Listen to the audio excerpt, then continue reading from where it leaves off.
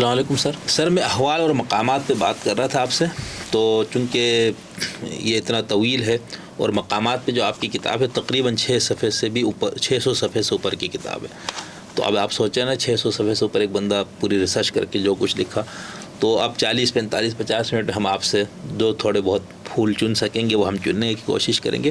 اب اس مقامات میں بھی آپ نے دامان نگہ تنگ و حسن گلے تو بس یار، واہ واہ، یہ کہتے ہیں نا، بالکل تو یہی ہے بالکل۔ اب یہ ٹائم ترجمہ کر دیں آپ لوگوں کے لیے بس یہ آپ ہی کریں گے، ابھی تو ہمارے پاس ٹائم کی تنگی ہے، آپ کے پاس بہت پھول ہیں، میری نگاہ کم ہے، کم چن سکتی ہے، تو میرے پاس تھوڑا ٹائم بہت کم ہے، نگاہ بھی کم ہے تو اس لیے اچھا اس میں آپ نے جتنے بھی ہے نا، اس میں مجھے تو یہ لگتا ہے کہ کافی چیزوں میں بہت زیادہ غلط فہمیاں ہیں ہمارے ہاں، جو آپ نے مقامات کی چیزیں بھی اس میں گنائی ہے۔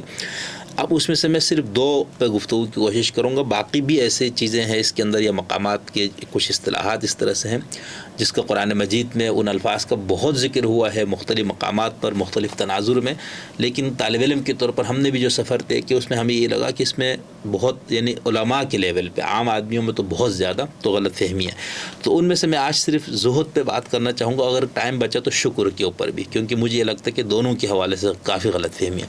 تو زہد جو ہے یہ کیا ہے؟ مقامات آپ نے ہمیں بتایا تھا کہ احوال تو وہ ہے جو وقتی ہوتا ہے، ہو سکتا ہے کوئی حال مستقل بھی ہو، جیسے ابھی گزشتہ گفتگو میں آپ نے بات کی، اور وہی چیز جب مستقل انسانی نفس کا وہ صفت بن جائے، پرماننٹ ہو جائے، تو وہ پھر مقام ہے۔ ایسا ہی ہے سر، تو یہ زہد کیا ہے مقامات میں؟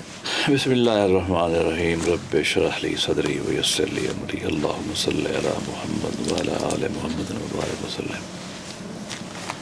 میرا اپنا خیال یہ ہے کہ زہد اتنا امپورٹنٹ ہے کہ یہ آج کا پوسٹ کارڈ آپ اسی پہ کر لیں، شکر کا اچھا کر، ٹھیک، کیونکہ یہ جو مسلمانوں کے بنیادی ذہنی مسائل ہیں نا، ان میں ایک مسئلہ ہے۔ صحیح۔ جب میں مسلمان ذہن کا مطالعہ کر رہا تھا اور یہ ذہن میں تھا کہ یہ کوشش کی جائے کہ مسلم ذہن کو بہتر کیا جائے، مسلمانوں کو امت کو بہتر کیا جائے، جو ہم ہر طالب علم کے ذہن میں ہوتا ہے، تو میں نے جو چیزیں نوٹ کی خاص طور پہ ان میں سے ایک چیز زہد کا غلط مفہوم تھا۔ اب پہلے تو میں آپ کو زہد کا عمومی مفہوم بتاتا ہوں کہ ہمارے یہاں کیا چل رہا ہے، بالکل، پھر بتاتا ہوں کہ دین کا مفہوم کیا ہے۔ ٹھیک، یہ قرآن مجید نے، بزرگان جو صحابہ کرام نے، اللہ کے نبی نے اور صحابہ بزرگان دین نے، علماء نے کیا بتایا، پھر مزید سوال، یہ 2-3 سوال آپ اس طرح مجھ سے پوچھ لیں۔ ٹھیک، بالکل۔ اس وقت زہد کا مطلب یہ ہے کہ نہ آپ اچھے کپڑے پہنیں، نہ آپ کے پاس اچھا گھر ہو، نہ آپ کاروبار کریں، میلے کچیلے کپڑے پہنے، بچوں کو بھی غربت میں رکھیں اور ایک طرف بیٹھ جائیں اور یا تو ویلے بیٹھیں یا اللہ اللہ کرتے رہیں، تسبیح پڑھتے رہیں۔ کوئی آپ کو جائز ذریعہ کمانے کا ہے اس کو بھی چھوڑ دیں، ٹھیک، آپ کو کوئی اچھا جاب ملتا ہے اس کو بھی نہ کریں، یا کریں تو گالی نکالتے رہیں اپنے آپ کو، اس کو بھی کہ میں کیا برا بھلا کرتے رہیں، دنیا میں غرق ہو گیا ہوں، غرق ہو گیا ہوں، دنیا کا کتا بن گیا ہوں، وغیرہ وغیرہ۔ یہ اس وقت مروجہ تعریف ہے زہد کی، ٹھیک، جو 100% غلط ہے، جو 100% غیر اسلامی ہے۔ اب زہد کیا ہے؟ اب اس پہ آتے ہیں۔ زہد کی میں نے بہت ساری تعریفیں لی ہیں جو ہمارے صوفیاء نے کی ہیں۔ شروع کرتے ہیں ہم ایسی تعریف سے جو قرآن مجید نے کی، اور وہ روایت سیدنا علی نے کی، علی ابن طالب اچھا، رضی اللہ تعالیٰ کرم اللہ وجہ، جو علم میں بھی بڑا مقام رکھتے ہیں، وہ تصوف میں تو امام ہیں ہمارے بہت سارے فرقوں کے اور 3 سلسلوں کے، نہیں 3 نہیں اور بہت کے، اچھا، ہمارے یہاں 4 مشہور ہیں، 4 ان میں مشہور سے ہیں، اوروں کے بھی ہیں، شادیوں کے بھی وہی ہو جاتے ہیں، اور رفائیوں کے بھی ہو جاتے ہیں، وہی ہوگا، کچھ دونوں کو ملا لیتے ہیں۔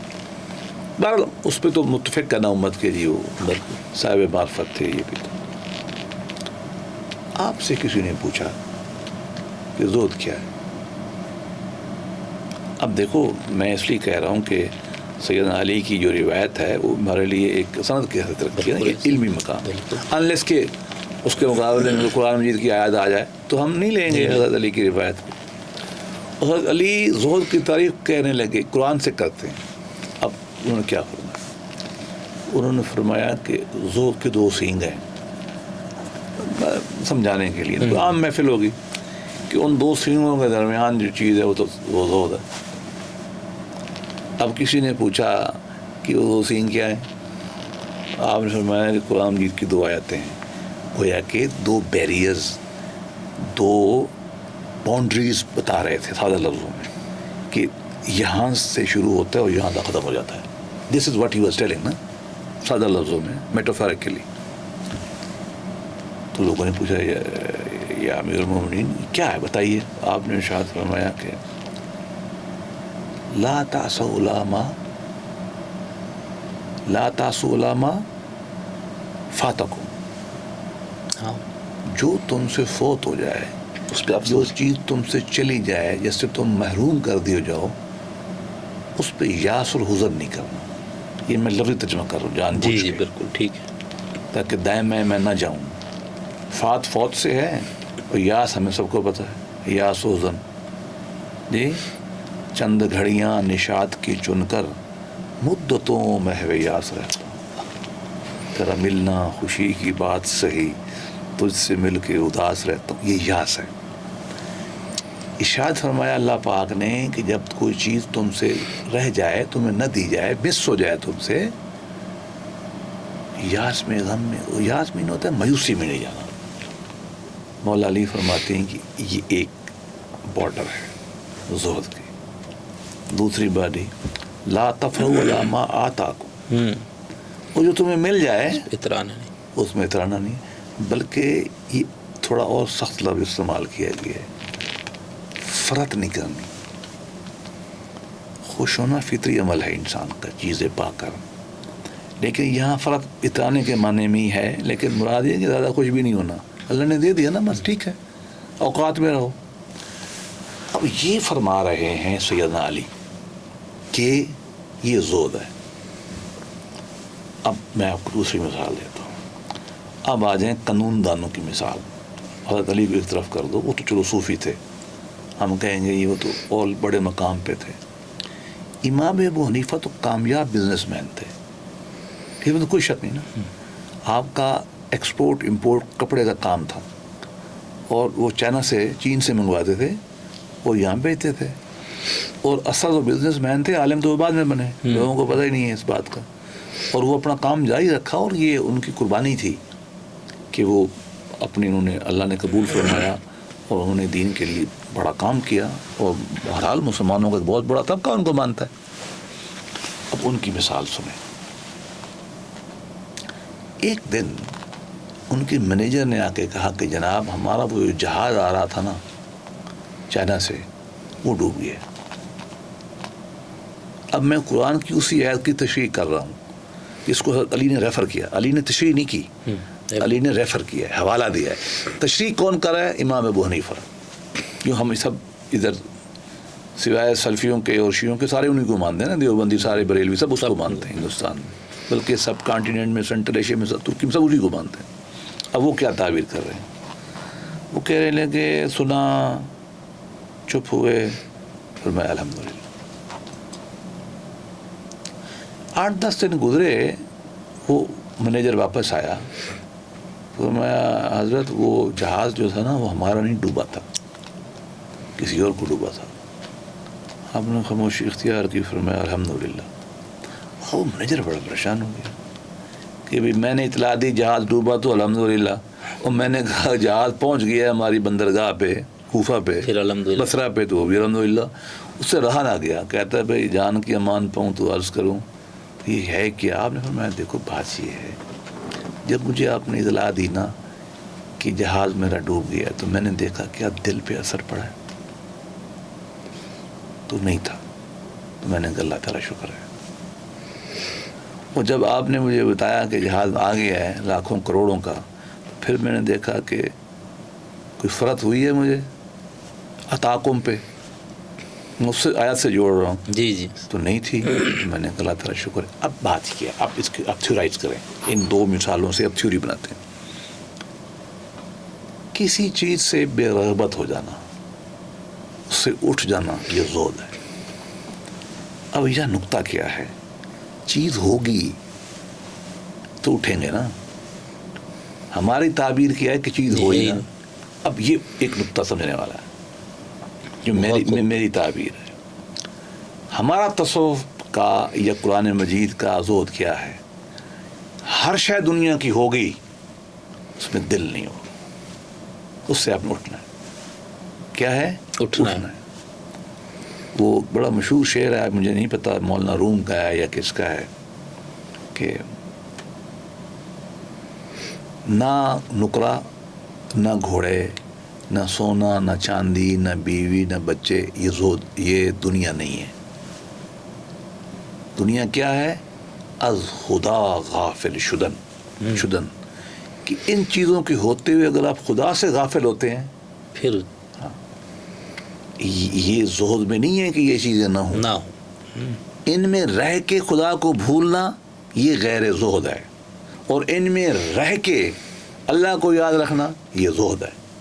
زہد کے لیے چیزوں کو میں پھر دہراتا ہوں، چیزوں کو ہونا ضروری ہے، لیکن اس سے ٹرانسینڈ کرنا ہے، اس سے آپ نے بلند ہونا ہے. امام ابو حنیفہ نے تجارت نہیں چھوڑی، تجارت کی، لیکن مال دل میں نہیں تھا. اچھا ایک اور بزرگ تعریف کرتے ہیں ہمارے ہاں، مال ہاتھ میں ہو دل میں نہ ہو. مال دنیا کی ہر شے، عہدہ شہرت گھر مال ہو، دل میں نہ ہو، دل سے فارغ ہو. ایک اور مثال دیتا ہوں سمجھانے کے لیے، پھر آگے بڑھتے ہیں. مولانا جلال الدین رومی کا چونکہ مزاج ہے نا کہ وہ بڑی چھوٹی چھوٹی مثالیں دیتے ہیں. آپ فرماتے ہیں کہ زہد کیا ہے؟ وہ یہ ہے کہ کشتی اور پانی کا کیا مثال ہے. زہد اور دنیا کا ریلیشن شپ انہوں نے کہا یہ ہے، پانی ہے بہت بڑا، یہ دنیا ہے، اور اوپر کشتی چل رہی ہے، یہ زہد ہے. اور اگر پانی اندر گھس گیا تو یہ دنیا آپ برباد ہو جائیں. اچھا اب اس کا ایک اور پہلو، ارب پتی خراب پتی آدمی، امام حنیفہ جیسا، امام مالک جیسا، امام عبد القادر جیلانی جیسا، امام حضرت عثمان بن عفان جیسا، عبد الرحمن بن عوف جیسا، اربوں کا مالک اس زمانے کا، انتہائی زاہد ہو سکتا ہے. اور وہ آدمی جس کے پاس کچھ بھی نہیں ہے اور ہر وقت ہلکان ہوا ہے دنیا کے لیے، وہ زہد سے فارغ ہے. یہ ہماری تعبیر ہے زہد کی. بہت خوبصورت تعبیر. اور میں نے ایسے لوگ دیکھے ہیں، میں بری باتیں نہیں کرنی چاہیے، میں نے ایسے لوگ دیکھے ہیں کہ ہم دنیا داروں میں ہیں نا، ہم تو شمار ہوتے ہیں، وہ کوشش کرتے ہیں کہ تھوڑا دین سے تعلق رکھیں. ہمارے پاس لوگ آتے ہیں 60 منٹ ہمارے پاس بیٹھتے ہیں، 1 منٹ کے علاوہ 49 منٹ وہ دنیا کی باتیں کرتے ہیں. یہاں تک غرق ہوتے ہیں. کہاں تک ہوتے ہیں؟ یہاں تک غرق ہوتے ہیں. اتنی ان کے اندر دنیا کی ہوس ہوتی ہے، دنیا کی باتیں کرتے ہیں. مطلب قرآن مجید نے بڑا سخت لفظ استعمال کیا نا، کہ ان کی مثال اس قلب کی سی ہے جو ایک ہلکان سا ہوتا ہے. ہم نے لوگوں کو دیکھا ہے، بظاہر وہ دیندار ہوتے ہیں، لیکن ان کے منہ سے سوائے دنیا کے نکلتے ہی نہیں ہیں. اور ہم نے بلینئر دیکھے ہیں جن کے منہ سے دین کے علاوہ نکلتا نہیں، عملاً نہیں نکلتا. وہ زاہد ہے، وہ یہ دنیا دار ہے. یہ کیا ہے؟ یہ دنیا دار ہے، دیندار نہیں ہے، جس کو ہر وقت یہ ہوس ہے. صحیح، منہ سے نکلتا ہی ہے. یعنی ایک بندہ مالی لحاظ سے بہت مستحکم ہو، یا عہدے کے لحاظ سے بہت بڑے عہدے پہ ہو، یا شہرت کے لحاظ سے اس کو کافی اللہ کا شعور ہو، اور اس سے بے رغبتی ہو، اس سے اٹھے، پھر ٹرانسینڈ کرے، پھر ٹھیک، وہ زاہد ہے. اور جس کے پاس کچھ نہیں ہے اور وہ ہلکان ہوا ہے کہ مجھے مل جائے، وہ غیر زاہد ہے. اور وہ حقیقت میں یعنی حقیقی دنیا پر حقیقت دنیا، جس کو سگے دنیا سخت لفظ ہے، وہ ہے جس کو احادیث مبارکہ میں کہا گیا ہے نا کہ دنیا ایک مردار ہے. بڑی سخت مثال دی گئی نا، اور اس کے چاہنے والے جو ہیں، یہ بڑی مطلب دلی نہیں کر رہا سخت بات کرنے کو میرا، وہ لوگ ہیں ہم نے دیکھے ہیں ایسا ہی. ہاں، اور ہم نے غربت میں ایسے مطمئن لوگ دیکھے ہیں اپنی زندگی میں. وہ زاہد ہیں کہ نہیں ملا تو خوش ہے، وہ مل گیا تو پتہ ہی نہیں ہے یا نہیں، بالکل بے پرواہ ہے. یہ ٹرانسینڈنس کی کیفیت جو پیدا کر رہے ہیں نا، یہ دنیا کے حساب سے بھی پسندیدہ ہے، دنیا کے حساب سے ہی پسندیدہ ہے، اور دین میں بھی یہی پسندیدہ ہے، اس کو ہم زہد کہتے ہیں. صحیح. اچھا سر، اب یہ تو آپ نے اتنا خوبصورت انداز سے حضرت علی علیہ السلام کا، امام ابو حنیفہ رحمۃ اللہ علیہ، ان سے مثالیں، قرآن پاک کی اس آیت کا بہت ایک بالکل حضرت علی کے اس قول کی روشنی میں دیکھنے کا نیا مفہوم، بالکل ایسا ایک زاویہ کھل گیا کہ وجد میں آ گیا. لیکن اس سب کے باوجود اس قدر غلط فہمی کیسے پھیلی؟ ایک میں سے اور بات کروں گا جو میری تعبیر ہے. زہد انسان کو حقیقی آزادی دلانے کا سب سے بڑا ذریعہ ہے. اس مفہوم میں جس میں آپ نے بتایا ہے نا، آزاد بناتا ہے. جو حافظ کا یا کس کا شعر ہے کہ اسیر عشق تو ہر دو عالم آزاد است. جو تیرے عشق میں اسیر ہو جائے دنیا اور آخرت دونوں سے فارغ ہو جاتا ہے. یہ زہد کی تعبیر ہے. وہ ایک سجدہ جسے تو گرا سمجھتا ہے، ہزار سجدوں سے دیتا ہے آدمی کو نجات. جب آپ زہد ہو جاتے ہیں نا، آپ چھوڑنا نہیں ہے، آپ نے دنیا لینی ہے، اس سے اٹھ جائیں، آزاد ہے. کیا ہے؟ آزاد ہے. ایک اللہ والے تھے تو اس کو کسی ہارون نے، مامون رشید میں سے کسی نے کچھ پیسے دیے، تو انہوں نے فرمایا کہ آپ اس کے زیادہ مستحق ہیں. ذرا سنیے ذرا، آپ اس کے زیادہ مستحق. وہ بڑا پریشان ہوا بادشاہ. ہاں بھائی میں تو 25-30 ہزار لاکھ مربع میل کا ہوں. مطلب بغداد کی خلافت تو اس زمانے میں برطانیہ کی خلافت ہی تھی نا، بالکل ایسا ہی. برطانیہ کی طرح تھی نا، جو برطانیہ کی امپائر تھی، چھوٹی تو نہیں تھی اس سے. تو یہ کیا کہہ گیا مجھے؟ انہوں نے کیا مطلب، آپ نے کیا کہا ہے؟ انہوں نے کہا دیکھو بات یہ ہے، آپ کے پاس اربوں ہیں، آپ کو اور طلب ہے نا دولت کی. اس نے کہا ہاں. اس نے کہا میرے پاس جتنے بھی مجھے اور طلب ہی نہیں ہے. تو مستحق آپ ہیں یا میں ہوں؟ میں آپ کو زہد کی ماڈرن تہذیب کی مثال دوں، وہ کمال کی مثال ہے. بسم اللہ. عربی زبان میں ہمارے یہاں ایک بزرگ کا نام آتا ہے، اس کا نام ہے دیوجان کلبی، ڈیوجینس دا سینک جسے انگریزی میں کہتے ہیں. یونانی دو ہیں، ڈیوجینس رائٹس اور ڈیوجینس دا سینک، جو کتے والا جو ہے. جی کلبی جو کتا رہتا تھا نا. لو جی، یہ ترکی کے سینوب کا رہنے والا تھا. وہاں لوگ پیچھے بڑھ گئے، سزا ہو گئی، بھاگ گیا. ایتھنس کے پراہا، یہ سقراط کا کنٹمپریری ہے، پلیٹو کا غلبہ. اور یہ بعد میں کورنتھ میں ویسٹ میں چلا گیا، وہاں میں نے زیارت کی ہے اس کا، وہ مجسمہ بنا ہوا کورنتھ میں، ایتھنس کے مغرب میں 100 کلومیٹر پہ. لو جی، وہ بہت بڑا عالم تھا. آج اس کا ہم نام لینے، عالم تھا نا، فلسفہ ہے نا.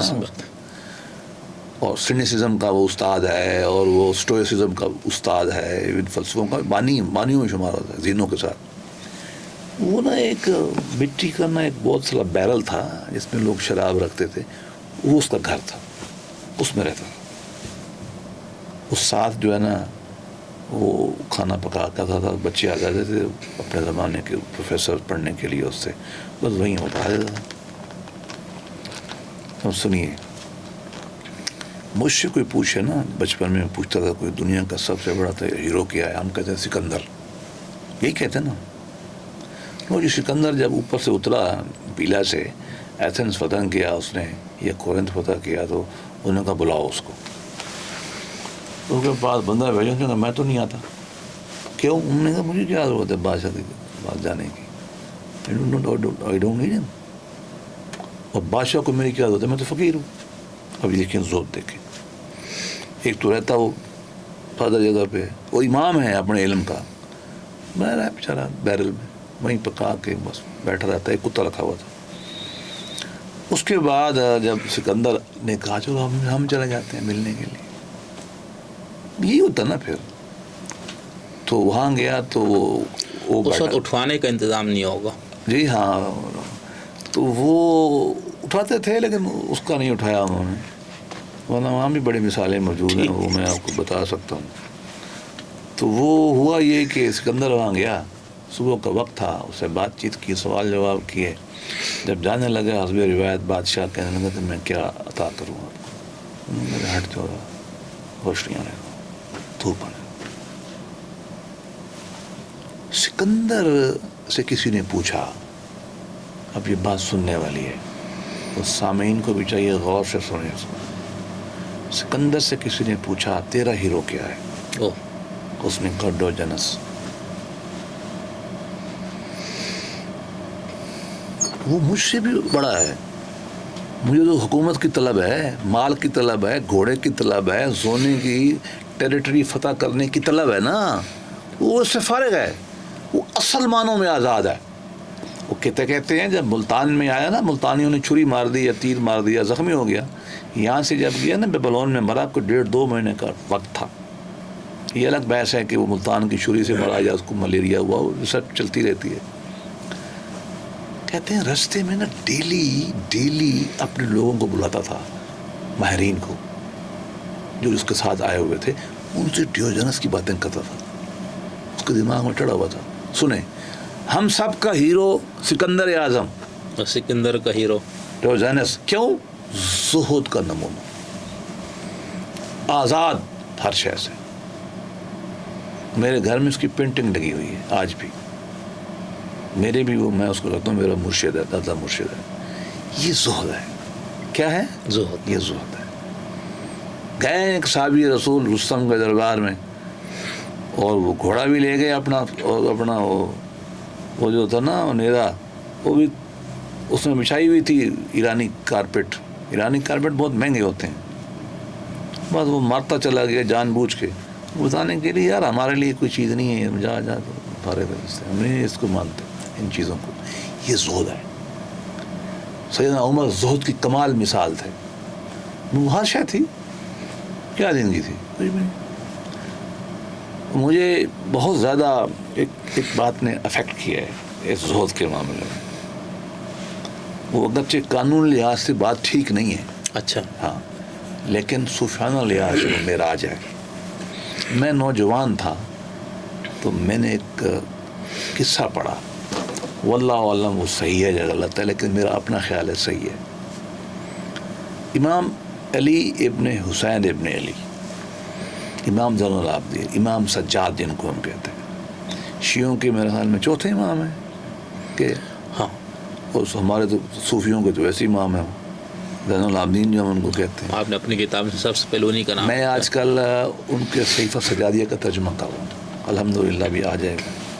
اس پہ بھی آپ سے ایک تفصیل مجھے عقیدت بہت ہے. کیا دعائیں ہیں, کیا دعائیں ہیں جی ان کی. میں صبح اس کو ایک دعا ایڈٹ کر رہا ہوں. بہرحال وہ نوجوان تھے میدان میں کربلا میں, بیچارے معصوم, مطلب وہ کیا تھے, مظلوم ہوئے آئے. تو وہ کچھ عرصہ مکہ پاک میں گزارتے تھے, کچھ مدینہ پاک میں گزارتے تھے. اور وہ مدینہ پاک میں بھی ان کا گھر کھڑا ہوا ہے. اچھا, ابھی ہاں نہیں گرا, میں نے دیکھا ہے. مدینہ کے مسجد نبی پاک کے نا شمال میں گھر ہے. پرانے اسی پہ گرایا نہیں انہوں نے. ہاں, چلیے شکر. عقیدت سے ہاں, وہ اتنا بھی انہوں نے مطلب کچھ گرائے. دیکھیے انہوں نے کبے شبے زیادہ گرائے تھے. گھر نشان نہیں. سلمان فارسی کا پورا باغ کھڑا ہے, ان کا کنواں کھڑا ہے. اس علاقے میں آج زیادہ شیعہ رہتے ہیں نا, امالی کا محلہ ہے, ہم جاتے ہیں وہاں, مطلب عقیدت ہے ہمیں سلمان فارسی سے. تو وہ بادشاہ عمرہ کر رہا تھا, اور 50-60 سال اس زمانے میں نا گروپوں میں یہ طواف ہوتا تھا نا بیت اللہ کا. صحیح, لاکھوں لوگ تو ہوتے نہیں تھے, ایک گروپ کر رہا ہے پھر دوسرا کر رہا ہے. اس نے دیکھا طواف کر رہا ہے بادشاہ گروپ کے ساتھ, وہ جا کے بیٹھا, دیکھا تو ایک اور کوئی نوجوان تھا, لڑکا ہے, خوبصورت تھا, اس کے ساتھ گروپ جو ہے نا وہ بادشاہ گروپ سے بڑا. کیوریاسٹی ہوئی بھی کون ہے بھائی, پتہ تو کرو. وہ بھی جا کے بیٹھ گئے سانس لینے کے لیے, گرمی جو بہت ہوتی ہے. اس نے کہا اپنے بندوں سے یہ کون ہے. خود تھی نا دل میں کہ میرے پاس 50 بندے ہیں, اس کے پاس 100 بندہ ہے. مجھے کون ہے؟ انہوں نے کہا علی ابن حسین ہے. تو چلتے گئے اس کے پاس, بات چیت کی, ہلو آئے ہوگی, اسلام, دعا کرو میرے لیے, جو ہوتا ہے ہمارے روایت میں. اٹھتے ہوئے بادشاہ نے فرمایا کہ جی میں آپ کی کیا خدمت کروں. الحمدللہ جیسے آپ کے دوست کہتے ہیں حضرات توجہ, یہاں توجہ کی ضرورت ہے کیونکہ بات جلدی ختم ہو جائے گی. یہ اہل علم سمجھے, اہل علم کی محفل ہے. تو انہوں نے فرمایا اے خلیفہ تو میری دین کی خدمت کرے گا یا دنیا کی؟ تو اس نے کہا کہ بھائی دیکھو دنیا تو میں تو دنیا کی خدمت کر سکتا ہوں، دین میں تو آپ شاید مجھ سے بہتر ہوں، چونکہ آپ آل رسول میں سے ہیں اور آپ کی شہرت بھی سجدے کرنے کی ہے، سجاد مشہور تھے نا اپنے زمانے میں، تو میں تو دنیا ہی دے سکتا ہوں۔ لو جی ایک فکرہ کا آگے سے امام صاحب دی، میں دنیا تو میں نے دنیا کے بنوانے والے سے کبھی نہیں مانگی۔ واہ، یہ مقام زہد ہے، یہ بہت اچھی زندگی گزارتے تھے، غریبت غربت نہیں تھی، شاندار گھر تھا، شاندار لباس پہنتے تھے، سخی تھے بہت، جو آیا دے دیا۔ یہ سارا اصل میں ہمارا تو پرابلم یہ ہے نا، شیعہ سنی کے چکر میں ہم نے سیرت ہی غائب کر دی۔ بہت یار مجھ سے کبھی آپ پروگرام کریں اہل بیت کی سخاوت پہ، میں آپ کو بتاؤں یہ کیا لوگ تھے، کیوں ہم ان سے عقیدت کرتے ہیں۔ یہ رونا پیٹنا ٹھیک بات ہے، لیکن بھائی وہ بھی تو بتاؤ نا کہ وہ تھے کیا، علی تھا کون، حسن کون تھے، حسین کون تھے، کیا کردار تھا۔ سیدنا حسین محرم سے پہلے بھی جو تھے کہ نہیں تھے، شہید ہوئے، ہمارے تو سید الشہداء ہیں، مطلب ہم تو مانتے ہیں، لیکن بھائی ان کا کردار بھی تو دیکھو۔ یہ کردار ہے ان کا کہ ان کا نوجوان بچہ کیا کہتا ہے، میں نے اللہ سے کبھی نہیں مانگا۔ حالانکہ اللہ سے مانگنا ہے، میں اس لیے کہا تھا کہ اس پہ حکم نہ لگائیں، وہ ایک بات تھی ان کی، اللہ سے تو مانگتے ہیں، وہ ان کی دعاؤں میں بھرا پڑا ہے، مال وہاں بھی کوئی نہیں مانگا۔ میں نے وہ تھوڑا بہت کہا ہے کہ اللہ کسی کے محتاج نہ کرنا، مانگنا کوئی نہیں ہے اللہ سے، اور باتیں مانگتے ہیں۔ یہ زہد کا مقام ہے، ہر شے تھی، چھوڑا نہیں کچھ، شاندار کپڑے پہنتے تھے، اچھا خاندان تھا، شاندار گھر تھا، شاندار دعوت کرتے تھے، پیسہ تقسیم کرتے تھے، بڑی شاندار زندگی گزارتے تھے۔ زہد کا مطلب یہ نہیں یتیم مسکین بندی جو ہم نے سمجھا ہوا ہے، لیکن زہد یہ ہے مانگنا نہیں، آ گیا تو ٹھیک، نہ آیا تو ٹھیک، یہ تھا زہد ان کا۔ اور ہم نے تو مطلب ابو ہریرہ سے بڑا زاہد کون ہے؟ ہمارے یہاں تو ان کی زہد کی کہانیاں سنائی جاتی ہیں نا ہمیں۔ حضرت کے 3 مکان تھے، بحرین کے گورنر تھے، پتہ ہے وہ جی جی گورنر تھے بحرین کے، تیلو، اور سنا ہے کہ وہاں بھی گھر بنایا تھا، مدینے میں بھی گھر تھا، مکہ میں عمرے میں جاتے وہاں بھی گھر تھا۔ اور میں نے ایک روایت لکھی ہے، ایک نوجوان مطلب تابعی ذکر کرتے ہیں، فرماتے ہیں کہ ان کی یہ حالت تھی کہ ہم مدرسے میں اسکول میں پڑھتے تھے، تو باہر سے جب گزرتے تھے نا، غالباً ابو ہریرہ رضی اللہ عنہ، ایک کسی اور کا نام بھی لیتے، 3 کا نام اس نے لیا، تو اتنی خوشبو آتی تھی اسکول میں باہر سے گزرتے ہوئے، ہمیں معلوم ہوتا تھا کہ ابو ہریرہ جا رہا ہے۔ اور بھائی سیدنا عبد الرحمن ابن عوف جب فوت ہوئے، اتنا سونا تھا، اولاد بھی بہت ساری تھی، کلہاڑوں سے کاٹ کے تقسیم کی گئی وراثت سونے کی۔ وہ بھائی اتنی ڈلی 1 کروڑ کی آتی ہے آج کل، کلہاڑوں سے کاٹ کے تقسیم کی گئی۔ سادے میں عبادہ کا دیکھ لیں، 1000 ملازم کام کرتے تھے۔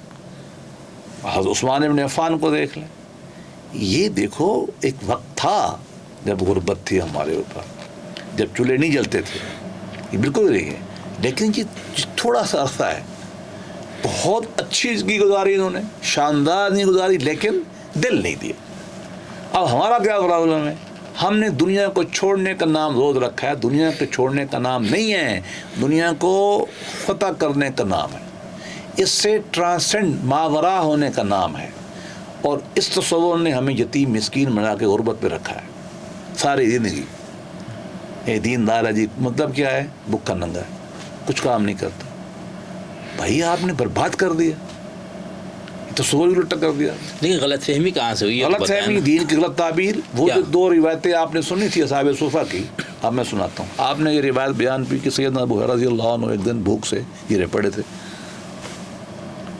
بعض لوگوں نے کہا شاید مرگی ہو گئی ہے، اس زمانے میں نا دباتے تھے، اوپر ٹانگ رکھ کے دبایا لوگوں نے، سنا نا ہم نے۔ جی جی۔ اور سیدنا ابو بکر لے گئے گھر میں، سیدنا علی لے گئے، سیدنا کھانا شانا کھلایا، وقت کم ہے چونکہ میں داستان میں بیان نہیں کرتا، یہ تھا نا ان کے ساتھ۔ یہ ابو ہریرہ جو ایسے خوشبو لگاتا تھا کہ جو بچے اسکول کے کہتے تھے یار وہ جا رہا ہے پرنس، اتنے گھر تھے، ٹھیک ہے نا جی. اب بات یہ کہ آپ نے پہلی بات تو بتا دی. کیا بتا دی؟ پہلی بات بتا دیں. اور کیوں؟ اور دوسری نہیں بتائی. کیوں؟ یہ رہبانیت کا اثر ہے. یہ کس کا اثر ہے؟ رہبانیت کا اثر ہے. آپ نے وہ چیزیں، آپ ببلکل لٹریچر اتنا پڑھا آپ نے کہ آپ نے اس کے اندر قرآن کی بھی تعبیریں پٹھی کر دیں، اور صحابہ کرام کی، نبی پاک کی وہ زندگی. ٹھیک ہے، بی بی عائشہ کی حدیث ہے کہ مہینہ گزر گیا، ہم نے چراغ نہیں جلایا، ہم نے چولہا نہیں جلایا. بالکل صحیح، ایسا ہوا. شعب بنی طالب میں ہوا. مدینہ میں تو 1 سال بھی نہیں ہوا. یہ مدینہ میں تو میرے خیال میں چند مہینے کے بعد، 1 سال بعد بدر ہو گئی. بدر میں تو بہت بڑا مال ملا، غنیمت کا بہت بڑا قافلہ تھا، پتہ ہے آپ کو؟ جی. دیکھو اس کے بعد تو غربت رہی نہیں. ہاں، اگر انہوں نے سادگی اختیار کی اللہ کے نبی نے، وہ ان کی کانشس تھی، وہ شعوری تھی. ایک آئیڈیل، دیکھیں نا، لیڈر جو ہوتا ہے نا، اس کو آئیڈیلائز کرانا، لوگوں کو بتانا ہوتا ہے. لیکن پھر بھی آپ کی لائف کمفرٹیبل تھی. اللہ کے نبی نے ایسے گاؤن پہنے ہیں، گاؤن اوپر والے جو وکیل پہنتے ہیں یا جو علماء پہنتے ہیں، جن کی 100 اونٹ کے برابر قیمت تھی. آپ کو یہ نہیں بتاتے. یہ بتاتے ہیں کہ اوز میں پتھر بندھے ہوئے تھے. وہ بندھے ہوئے تھے، لیکن اللہ نے دیا. زہد کیا ہے؟ نہیں تو خوش، ہے تو خوش. نہ اس وقت پریشانی کہ نہیں ہے، نہ رونا دھونا، نہ شکایت اللہ کی. الحمدللہ، شکر ہے مولا کا. یہ کہتے تھے نا ہمارے بڑے، اور آ گیا تو الحمدللہ. بھائی یہ ہے ہماری رائے میں. لیکن اس میں چلو یہ تو کچھ واقعات آپ بتا رہے ہیں. خود قرآن پاک میں بہت آیات مذمت دنیا پہ. نہیں، ہم نے کب کہا ہے؟ ہم تو میرا خود تو میں دیکھیے تو یہ کہہ رہا ہوں کہ حدیث دل پہ ایک چیپٹر ہے دنیا کی مذمت، اور ایک ہے دنیا کی طلب. ٹھیک ہے، دونوں میں آپ نے بیلنس کرنا. وہ کیا طلب مراد ہے؟ جو خدا سے غافل کرے. وہ دنیا کی طلب، وہ سونا چاندی اولاد جو دنیا سے غافل کر دے، وہ تو مردود ہے. لیکن اگر اس کی تلاش آپ کو حق میں لے جائے اور انفاق میں لے جائے، ٹھیک ہے، اور آپ کی ذات کی ڈیولپمنٹ میں لے جائے، تو وہ تو تقویٰ ہے. صحیح. یہ مسئلہ ہے. ہم اس کے حق تو انہوں نے ان آیتوں کو کیوں نظر انداز کر دیا؟ بھائی آپ نے بیلنس جو نہیں کیا نا. آپ کو کرنا کیا چاہیے؟ اس کو لاء میں ہم کہتے ہیں ہارمونیس انٹرپریٹیشن. دونوں کو آپ ساتھ رکھیں. یہ بھی رکھیں کہ اور متاع الحیات الدنیا الا متاع الغرور. بالکل حدیث بالکل 100% صحیح ہے. اس کا مطلب کیا ہے؟ دنیا اگر آپ کو اللہ سے غافل کر دیتی ہے تو کیا ہے؟ متاع غرور ہے، دلویت، مایا. ہندو بھی یہ کہتے ہیں، ہم بھی یہ کہتے ہیں. لیکن ربنا آتنا فی دنیا بھی کھڑا ہے کہ سب سے پہلے کمال کس کا ہے؟ حصول دنیا کا، اور بعد میں آخرت میں ہے. لو جی، میں اور عجیب آج ذرا آپ کو نئی تعبیر دوں قرآن کی آیت کی. سورہ جمعہ میں غالباً یہ کہیں آتا ہے، وَإِذَا قُضِيَتِ الصَّلَاةُ فَانتَشِرُوا فِي الْأَرْضِ. سورہ جمعہ کی آیت. جب جمعہ کی نماز پڑھ لو، مسجد میں نہیں بیٹھ سکتے. اب امپیریٹیو صیغہ ہے امر کا. آپ تو عالم ہے نا.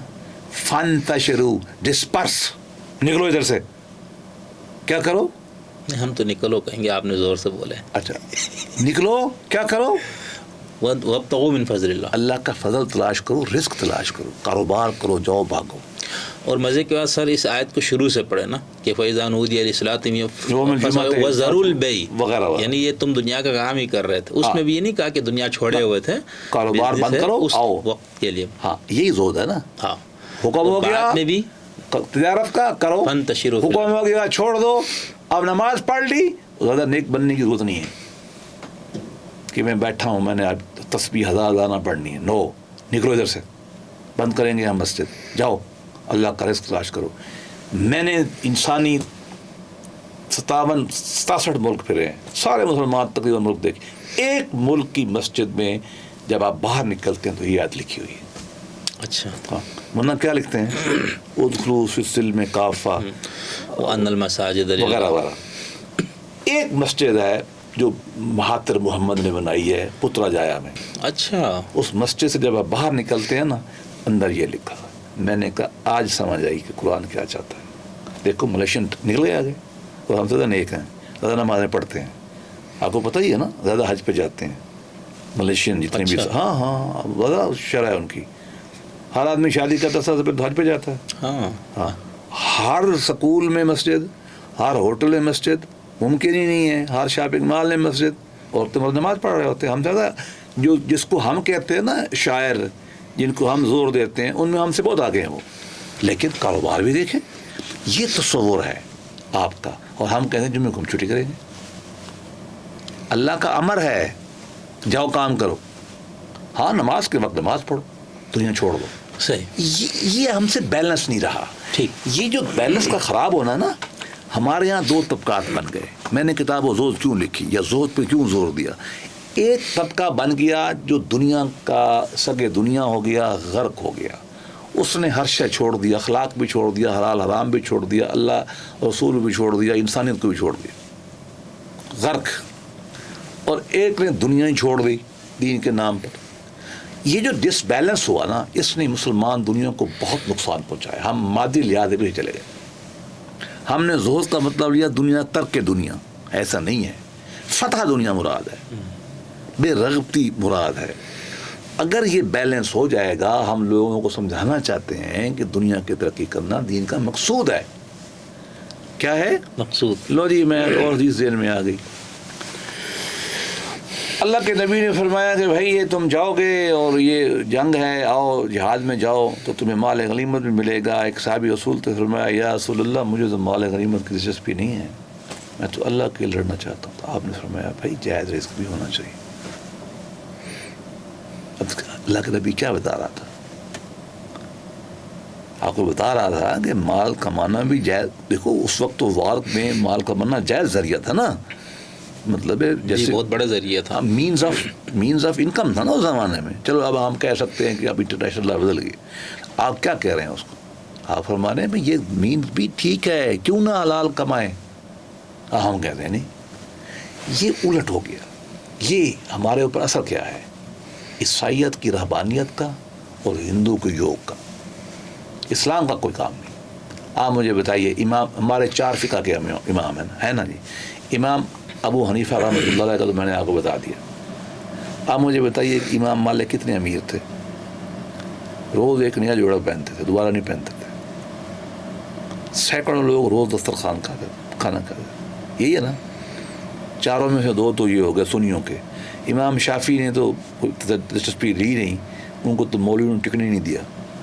وہ بیچارے یمن میں لڑائیاں ہو گئیں, ان کو وہاں سے پکڑ کے لائے تو بغداد سے نکال دیے گئے, تو مصر سے وہ کٹ زخمی کر کے فوت ہی کر دیا.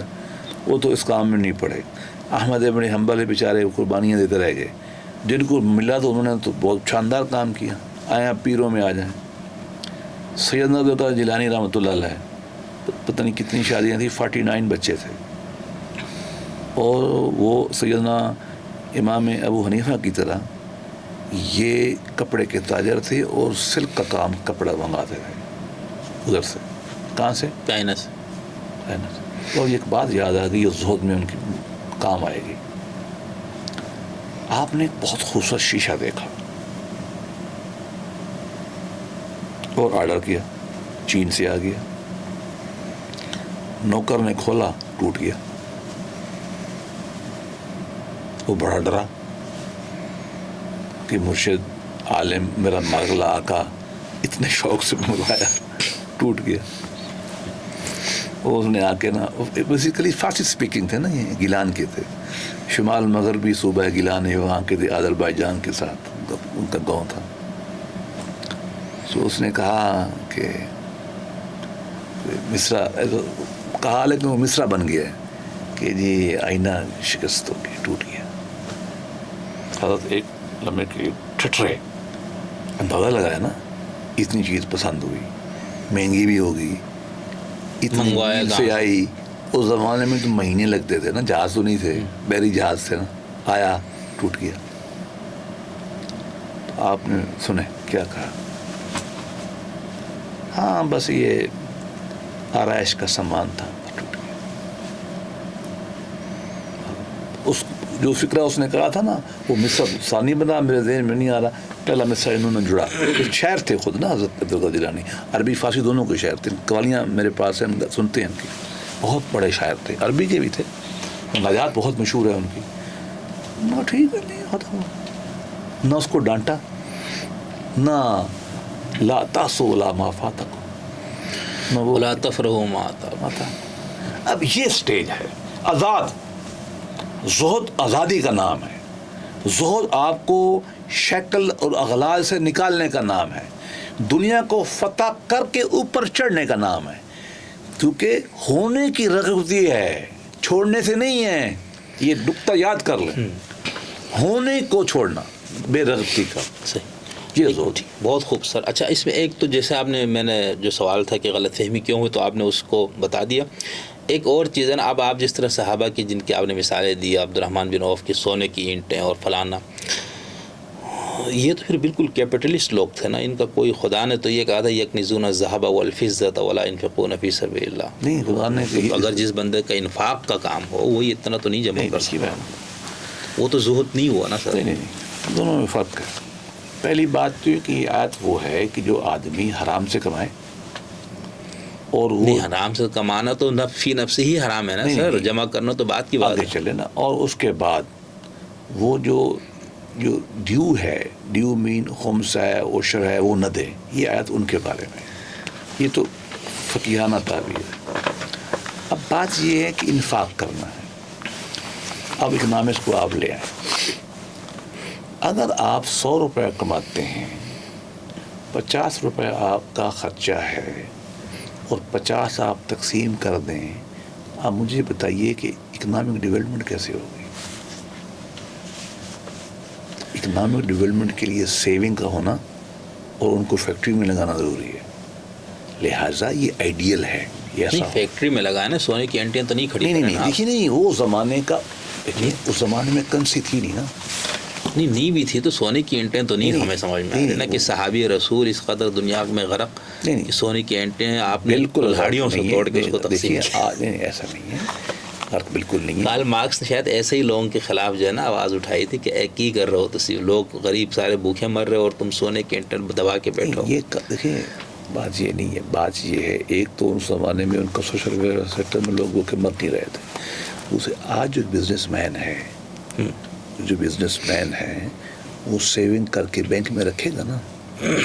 اس زمانے میں تو بینک تھے نہیں, سونا ہی تھا کرنسی, تو بھی رکھنا تھا, وہی ٹریڈنگ میں استعمال ہوتا تھا. یہ وہ بات نہیں ہے.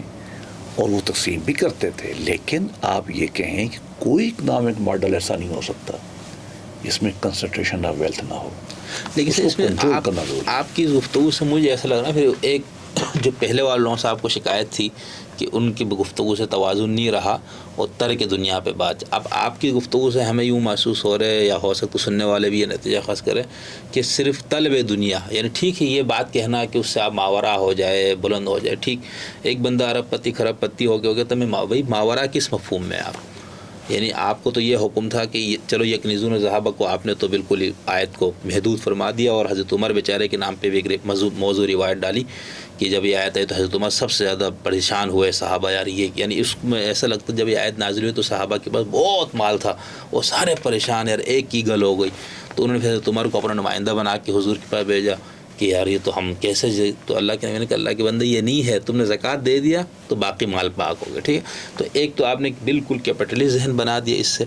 دوسرا اسی قرآن میں نا یسألونک ماذا ينفقون قل العفو, تو اگر ہم یہ دیکھیں کہ ان لوگوں نے بھی ترک دنیا کی غلط تعبیر لے لی, دوسری طرف آپ یا اس آپ کی طرح کی جو اسکالرز یہ تعبیر پیش کرا, اگر یہ کیوں نہیں کہتے جو صوفیہ نے خود اس کو حفظ الرحمن سیوری نے اپنے کتاب میں بھی لکھا کہ آپ دنیا کو پوری توانائی لگا کے کمائیں گے لیکن اس کو انفاق کریں گے, خدا کی راہ میں دیں گے, اس میں پھر آپ خود غرض بھی نہیں رہیں گے, صرف دنیا پرست بھی نہیں رہیں گے, اور یہ دنیا سے اٹھنے کی سب سے بڑی نشانی یہ ہوگی. اب مجھے بتائیے, اگر یہی تعبیر لے لیں اب فیکٹری کیسے لگائیں گے؟ نہیں وہ تو الگ چیز ہے نا کہ میں کاروبار میں پیسہ لگا رہا ہوں, وہ ایک الگ ہے, وہ کاروبار ہی ہے نا. ہاں کاروبار میں لگانا, یہ لوگوں کے لیے میں آپ کو بتا رہا ہوں یہ کاروبار ہی تھا. جو آپ کو سونے سے پرابلم ہو رہا ہے نا, وہ سیونگ ہے, پیسہ اس وقت تھا نہیں. لیکن سر اس طرح تو نہیں کرے نا, آپ سونے کی اینٹیں جمع کریے. बैंक में पैसे नहीं होते. آپ یہ فرما رہے کہ یہ کنیزون ذہابہ کا اطلاق نہیں ہوتے, زکوٰۃ آپ دے دیں 2.5% آپ نہیں, وہ بھائی وہ پیسہ اس طرح نہیں تھا جمع کے پڑا ہے, وہ کاروباری تھے, کاروبار میں لگا ہوا تھا, وہ ان کا کیپٹل تھا جس کو کاروبار میں لگاتے تھے. اور دوسری بات ہے, اگر 1,24,000 صحابہ تھے, 10 امیر ہوں گے اتنے, اور ہونا ضروری ہے. وہ میں آپ کو بتاؤں کہ کارل مارکس کی آپ نے بات کی, آپ کو پتہ ہے اینگلس کیا کرتا تھا؟ فیکٹری تھی, اس کی بہت بڑی فیکٹری تھی ٹیکسٹائل کی. تو پھر انہیں کے تعاون سے تو سارا کام اس نے یہ تو نہیں کہا فیکٹری بند کرو, نہیں کہا, پھر وہ انفاق کر رہا تھا نا. نہیں, انفاق کر رہا تھا تھوڑے حصے کا, باقی تو کاروبار بڑھا رہا تھا, تو دوسری فیکٹری بھی لگائی تھی اس نے, ٹھیک ہے نا. لیکن اس کو یہ پتہ تھا کہ کارل مارکس کے نظریات کی بنیاد پہ جو تبدیلی آئے گی اس میں پھر میرے پاس یہ چیز نہیں رہے گی نا. یعنی حضرت ابوبکر کو جس طرح پتہ تھا پہلا ایمان لانے کے بعد سب کچھ, وہ بھی مالدار صحابی تھے نا, قبل از اسلام بھی سارا کچھ, اور ان کو یہ پتہ تھا کہ میں حضور نے سارا کچھ بتایا ہے اور اس میں انفاق خرچ کرو, دو سارا زور اس پہ. تو یہاں پر بھی کارل مارکس کے ساتھی کا بھی یہی مسئلہ تھا. تعبیر قانون میں ایک ہم ٹرم استعمال کرتے ہیں جو عام طور پہ ہمارے علماء صرف نظر کرتے ہیں, یا ان کو پتہ نہیں ہوتا. اس کو کہتے ہیں ہارمونیس انٹرپریٹیشن. وہ کیا ہوتی ہے؟ ایک آیت ایک ہے اور معنی میں, دوسری دوسرے معنی میں, تیسرے معنی میں. آئین میں اس طرح کی آیت ملتی ہیں. آیت مین مطلب آرٹیکل ملتا ہے. ٹھیک, ہم تینوں کو ملا کے پڑھتے ہیں. اب ان تمام کو پڑھیں گے. کچھ لوگ ایسے ہوں گے جو کل اف پہ جائیں گے, کچھ ایسے ہوں گے جو تمام انفاق کریں گے, کچھ ہوں گے وہ لے کے کاروبار میں لگائیں گے تاکہ لوگوں کی معیشت پیدا ہو. صحیح. وہ کچھ ایسے ہوں گے جو اپنے آپ کو علم کے لیے وقف کر دیں گے, مولا علی جیسے, وہ گھر بھی نہیں بنائیں گے. حضرت عمر جیسے آدمی نے کوئی کاروبار نہیں کیا, ابو بکر صدیق نے تھوڑا سا کیا, وہ بھی انہوں نے زیادہ نہیں کیا, ملنے کے بعد تو بالکل ہی چھوڑ دیا. نہیں, ہاں چھوڑ دیا. یہ ساروں کا ہونا ضروری ہے, یہ سماج ہے. یہ بہت. اچھا سر, میں زہد پہ آخری ایک سوال, ویسے تو اس سے بہت ڈسکشن ہونی چاہیے اور جس طرح کی غلط فہمیاں, تو جیسے میں نے آپ سے کہا نا کہ ایک جو ہمارے ہاں روایتی تفہیم جو ہمارے سامنے تھی, جو آپ نے کہا کہ بالکل غلط اور قرآن کی اور اس سب کے خلاف, دوسری طرف آپ نے ایک تعبیر پیش کی جس میں آپ نے کچھ صحابہ کی, ائمہ کی مثالیں دی, اور تو اس سے یوں لگ رہا ہے نا کہ وہاں تو اگر بالکل ترک دنیا تھا تو یہاں پر بالکل طالب دنیا یا دنیا کو ہی مرکز نگاہ, یہ غلط فہمی پیدا ہو رہی ہے. تو ہم جس معاشرے میں رہنے, یہاں پر ایک طرف بہت غربت ہے, نان شبینہ سے بھی لوگ محروم ہیں, اور آج کل کی جو مہنگائی اس میں, اور ایک طرف ہمارے یہاں بہت ارب پتی. تو اب ان دونوں کو سامنے رکھتے ہوئے آپ میرے جیسے لوگوں کے لیے, جو عام آدمی اور جو بہت سیٹ پیسے والے ہیں اور جو بالکل غریب, تو ان تینوں کے لیے کوئی ایسا دین کی زہد کی کسی تعبیر دے نا کہ اس میں کوئی اعتدال اس مفہوم میں بھی آ جائے نا, کہ کچھ تو یہاں نکلے وہاں سے. تو ایکسٹریم مثالیں دی گئی ہیں نا تاکہ آپ کو دو پول سمجھ میں آئے. اگر صحابہ کرام 1,24,000 تھے تو 10 بہت امیر تھے, باقی تو امیر نہیں تھے. سید علی بھی تو موجود تھے نا, سلمان فارسی بھی تھے, کچھ بھی نہیں تھا. کچھ ایسے لوگ بھی چاہیے جو کاروبار کریں گے تو معاشرت کا پیدا چلے گا نا, چیزیں پیدا, فیکٹریاں لگیں گی تو چلیں گی, کام چلے گا نا. اسلحہ خریدنے کے لیے پیسہ کہاں سے لاتے, اس زمانے میں تو وہ پیسہ یہی سے آتا تھا. اور وہ پیسہ سیونگ ہی ہوگی نا. سیونگ کب ہوگی؟ جب آپ کی ضروریات سے زیادہ ہوگا. عہد حاضر میں بھی یہی ہوتا ہے. پرابلم کہاں ہے؟ پرابلم یہ ہے کہ تو آپ رزق کمانے کی, کاروبار کرنے کے طریقے حلال رکھیں. ٹھیک. پھر جب آپ آ جائے تو اس کے دو طرح کی چیزیں, ایک تو منیمم ڈیو ہے, زکوٰۃ ہے یا عشر ہے, وہ دینا ہی دینا ہے.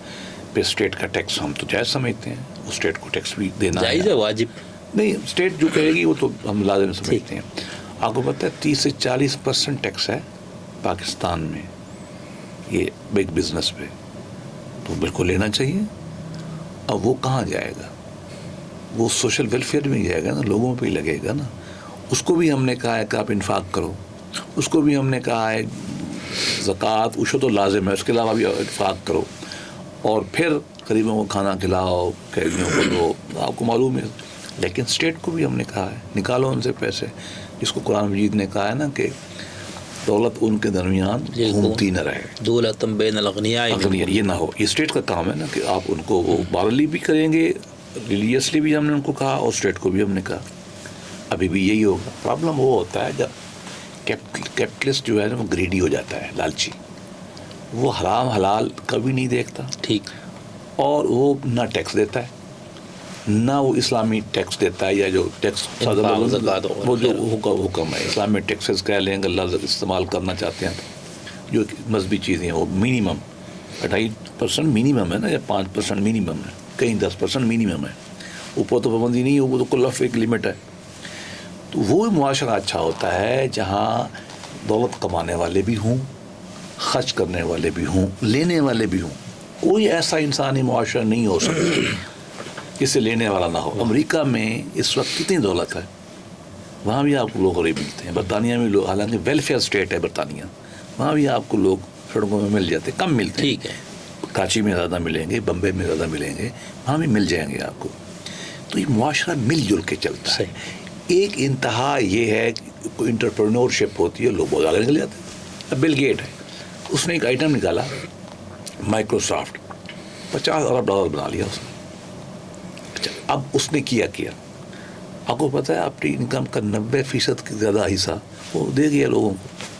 یہ کرنا چاہیے ٹھیک. عہد حاضر میں بہت مسلمان بھی یہی کرتے ہیں. اچھا سر، میں آپ کے 3 آدمی رکھتا ہوں. ایک تو وہ ہے جو اپنے ہی خرچہ اخراجات بڑی مشکل سے پورے کرنے کے لیے، یعنی اس کے اندر اس طرح کی صلاحیت نہیں ہے کہ وہ بزنس مین بنے یا کوئی کسی اور کام میں مصروف ہے. ہاں، یہ بھی ہوتا ہے. بالکل کسی اور کام. علماء ہیں جی، صوفیاء ہیں، استاد ہیں، ہم ان سے توقع نہیں کریں گے کہ وہ کام کریں. جی، یا وہ ارب پتی بن جائے. نہ ہم ان سے کہیں گے، سوسائٹی سے کہیں گے کہ ان کو سنبھالو. ٹھیک. تو ایک تو یہ طبقہ ہو گیا.